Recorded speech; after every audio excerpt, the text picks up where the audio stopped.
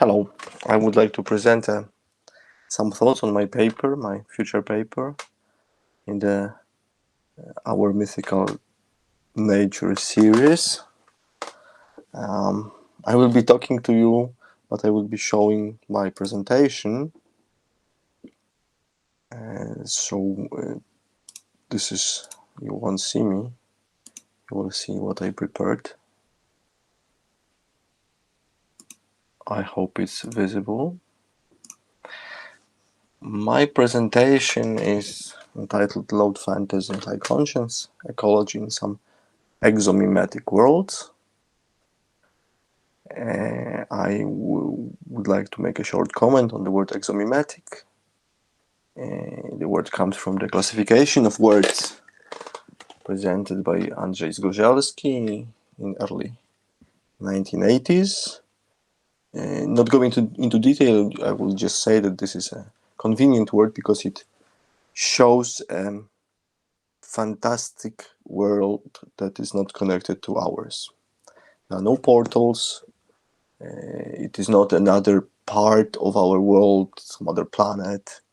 It is not our world, but in different times. It is something completely different. There is no connection between what we have here and what they have there. So as far away as you can get. And I will focus on several worlds presented by different authors. But let's start from the classic.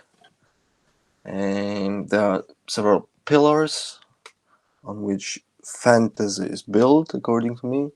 These pillars are surely the creation of Le Guin, Howard, but most of all probably of Tolkien. And there are certain ideas, I call them tropes, that permeate the creation of Tolkien. One of the most important ones is Kalokagathia, where you have the idea that if something is beautiful, it's good, and if something is ugly, it's bad, it's evil. You have elves versus orcs, for example. Some other elements which are pretty obvious are medieval props, presence of magic, virtually no progress, especially technological one, so the world stays the same through the areas. And also there is a emphasis on the harmony of nature. The home of narrators of Tolkien stories, hobbits, is a country lifestyle place where they live in villages. There are no big towns, no industry. But there is a small episode in the book, in the last part of the Lord of the Rings, when the Saruman, which is banished, comes to Shire and virtually destroys it, introducing industry. So industry and industrial progress is dubbed literally very bad, something that comes with evil, and they fight it, they destroy the factories, they recreate the nature, they plant the trees, the evil is gone. So this connection of Tolkien world with nature is pretty obvious. But of course, modern fantasy is to some point built on subversion of these classical tropes. Many authors try to use them in a creative way, try to surprise the readers with unexpected twists of tropes. And of course, one of these twists is presenting nature in a different context, is presenting progress in a different style. Not all of them, of course, there are a lot of writers who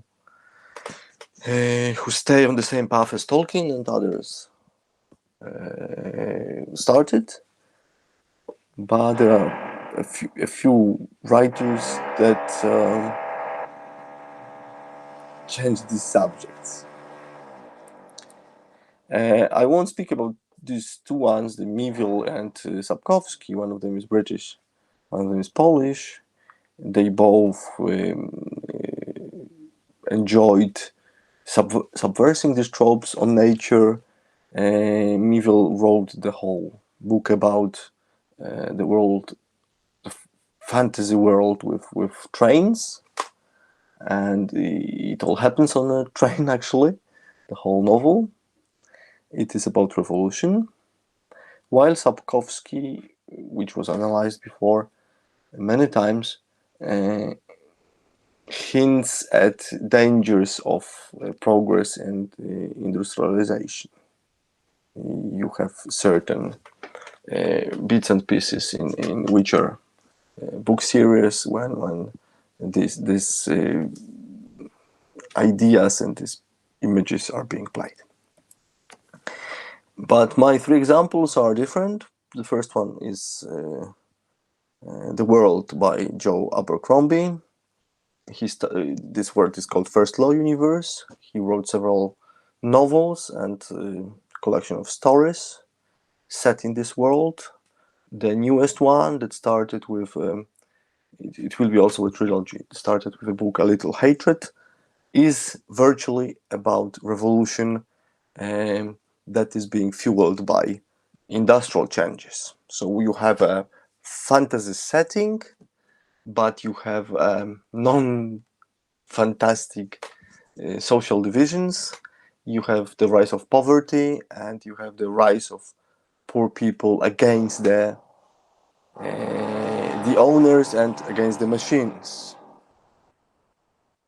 And of course, you have a lot of very picturesque descriptions of how this uptown regions that are being spoiled by industry look like. Not very fantasy setting. The second example I will use is the trilogy, very famous and awarded by Jemisin, Broken Earth trilogy, which I don't know if I can tell Exomimetic world, but nevertheless, you don't know it from the beginning if it's our Earth or not. Anyway, this is the world where the planet, Father Earth, is in mutiny against humans who destroyed it virtually, ecologically speaking, and the world is suffering because of Father Earth's wrath. Especially earthquakes are here the main weapon of the planet, the mutinous planet.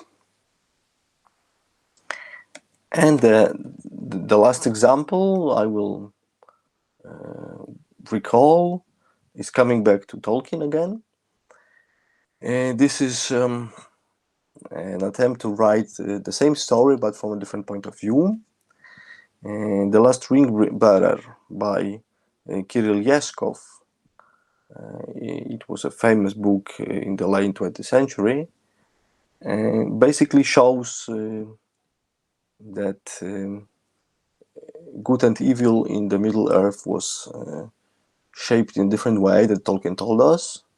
That Mordor wasn't an evil kingdom. On the contrary, it was a kingdom that was being destroyed ecologically by elves, deliberately. And the visions we know from Tolkien are the visions of a desolate land that suffered from numerous ecological catastrophes. This point of view, changing emphasis is really very appealing, and it shows this well-known truth that we know only the story that is told by the victors. So fantasy, it seems, that doesn't have too much potential in ecology, talking about ecological shift, but in fact there is a number of authors that treat fantasy as a training ground for new ideas, to tell an allegory about our world, to show what could happen given the conditions. You could call it also a laboratory, when you can play with tropes and with different scenarios, how they can develop and how they can end. But it's also a safe place because, in fact, you don't talk about our world. You invent artificial settings in which you present the evolution of some ideas. And I think, summing up, fantasy can be also seen as a starting point for a dystopia. Now the new type of science fiction is being very much in fashion, the climate fiction, the close-range science fiction talking about tomorrow and the global climatic catastrophe. But fantasy was there much earlier and showed how it can develop in a different number of stories. So this is my idea about the paper I would like to write, putting it in a frame of classical fantasy by Tolkien and showing various subversions of his classical tropes that we know as this baseline for fantasy literature. Thank you very much. I hope it will be an interesting paper. I will manage to write it on time. Goodbye to you all and have a nice holiday.